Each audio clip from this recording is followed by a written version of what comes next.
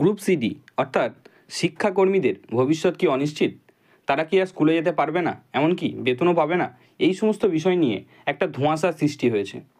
তো সেই বিষয়েই আজ একটি আপডেট নিয়ে আপনাদের সামনে চলে এসেছি, যে সমস্ত শিক্ষাকর্মী যারা আছেন তাদের জন্য আজকের ভিডিওটি মোস্ট হেল্পফুল বা ইম্পর্ট্যান্ট হতে চলেছে। তো সকলে ভিডিওটি স্কিপ না করে শেষ পর্যন্ত দেখবেন। কি বলেছে?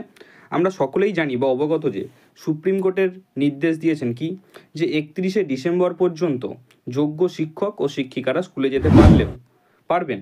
অর্থাৎ মহামান্য সুপ্রিম কোর্ট জানি যে রায় দিয়েছেন যে চলতি শিক্ষাবর্ষ অর্থাৎ 31শে ডিসেম্বর পর্যন্ত যোগ্য শিক্ষক শিক্ষিকারা স্কুলে যেতে পারবেন বা চাকরিতে বহাল থাকবেন। কিন্তু শিক্ষাকর্মীদের কি হবে?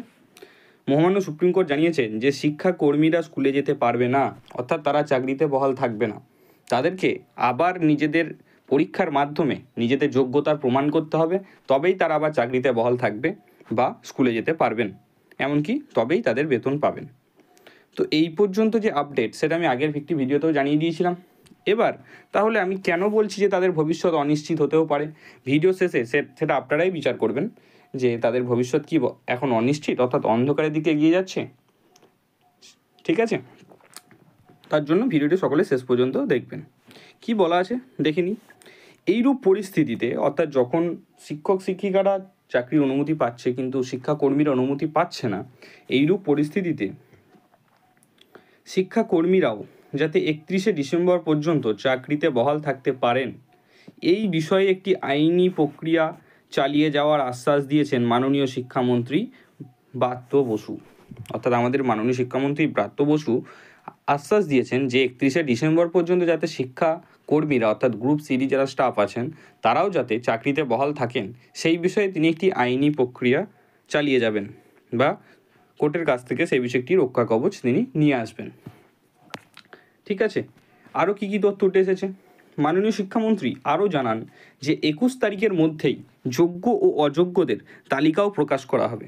অর্থাৎ তিনি আগেও এই কথাটি জানিয়েছিলেন যে সমস্ত শিক্ষক শিক্ষিকা এবং শিক্ষাকর্মী যারা আছেন তাদের যোগ্য এবং অযোগ্যের যেটা লিস্ট সেটা কি করা হবে, 21শে এপ্রিল তারিখের মধ্যেই প্রকাশ করা হবে।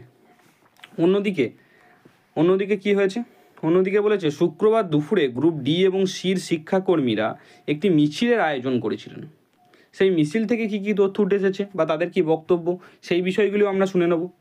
তো সেই মিছিলে সেখান থেকে তারা বার্তা দেন, কী বার্তা দেন? যে সরকার আমাদের হয়ে শিক্ষক শিক্ষিকাদের মতো একই পথে লড়াই না করলে আমরা বৃহত্তর আন্দোলনের পথে হাঁটবেন।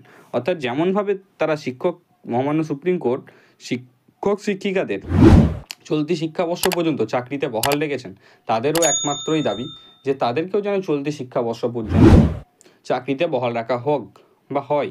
এই নিয়েই মাননীয় শিক্ষামন্ত্রী আশ্বাস দিয়েছেন। তিনি জানিয়েছেন যে এই বিষয় নিয়ে একটি আইনি প্রক্রিয়া তিনি চালিয়ে যাবেন এবং মহামান্য সুপ্রিম কোর্টের কাছে সেই বিষয়ে তিনি আপিলও করবেন।